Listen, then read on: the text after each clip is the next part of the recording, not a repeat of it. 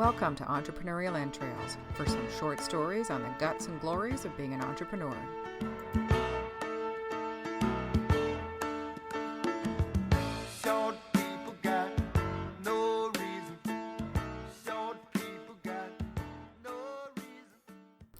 Hello and welcome to Entrepreneurial Entrails. My name is Elizabeth Plouffe and I'll be your host today. Took a bit of a week off. I had a huge event last week called Health Achieve that I was vol networking at, and that's going to be another topic because vol networking is an amazing opportunity that you shouldn't skip.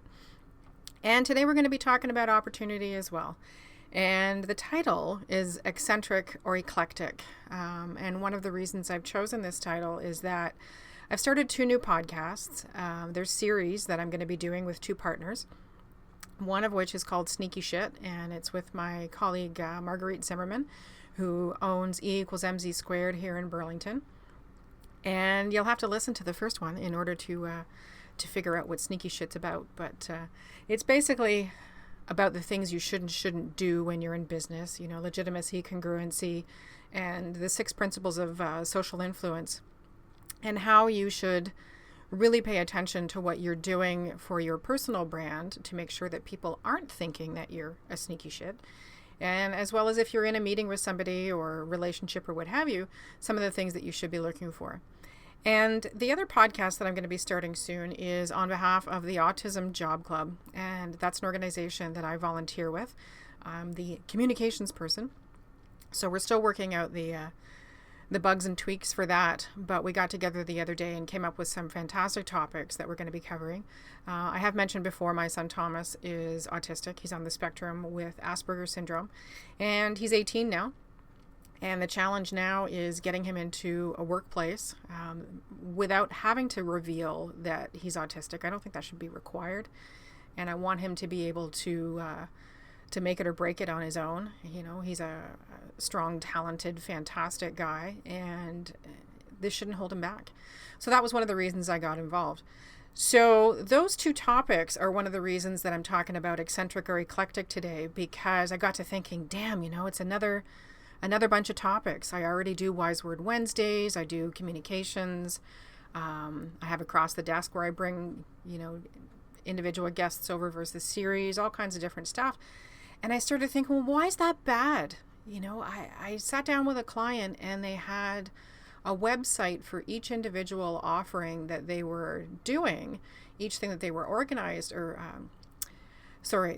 participating in, be it products or services that they had or other things they were launching. And I said, well, you know, wait a second, why do you need a website for each one? You know, pick one, pick the umbrella, and have all of the information there. You know, have the URLs and redirect and what have you, but, you know, having it all over the place is very eclectic and makes it difficult to direct traffic to your website. So we're working together now to bring that all under one roof. So that got me thinking about this as well, because my interests are really varied. You know, I like everything from Deadpool to Sound of Music when it comes to movies. I like everything in books, from beekeeping to, you know, Peter F. Drucker to biographies and what have you, all over the place.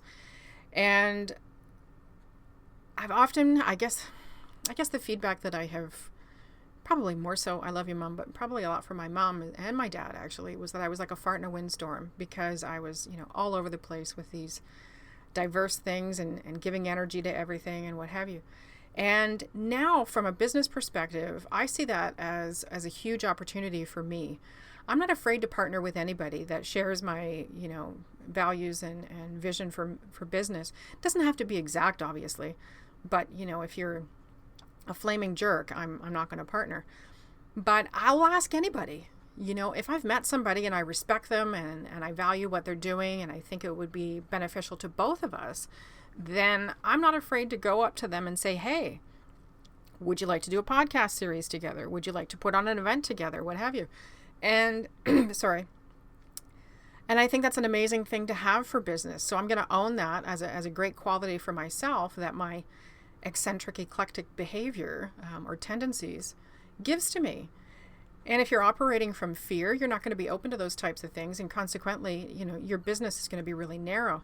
And in this day and age, you know, I listen a lot to Gary Vaynerchuk, and in this day and age, If you're not pumping out a bunch of different content and being open to opportunities and different things, you're going to die in the water. Yes, there was a time where businesses could stick to their one widget and they'd be good to go. But what happens when the next guy starts making the same widget? What are you going to do then? You're either going to have to drop your prices and end up like Kodak in the toilet, or you're going to have to diversify and find new things to offer until somebody else competes with that. So I see diversity or eclectic behavior or eclectic tendencies as a thing for opportunity. The one thing that I have found, especially for my offerings, is it's all about being of service to others. And I don't mean being in servitude. I mean, everything that I create is about helping other people, and consequently then helping myself and my business and my family. So I think if you've got something like that, where what you're offering is not so diverse as to be completely remote from one another, but the underlying theme for everything gels, then I think that can work. And in fact, I would recommend it. And if you've been hesitating to create a different offering or break out into something, it's not sitting right with you, well, don't go with that. You have to be authentic. You have to be able to stand behind what you're offering. And so far, everything that I've come up with and building and creating, I've got an event that I'm putting together for women in business that focuses on business skills. It focuses on the power of failure. It focuses on a lot of things. We'll have a fun element too, but I think there's too much stuff out there that panders to women and goes to the stereotypical rah-rah sis boom bah, or it goes way too dry and people walk out with their heads just shaking. I think you can have a blend. And that's where my eclectic network and my interests hopefully will pull together something that will be of benefit to many, many people. The other thing that having these eclectic interests and pursuing them and bringing them all together is that it keeps me motivated to partner. It keeps me motivated to try new things. Every time you try something new, it leads to something else.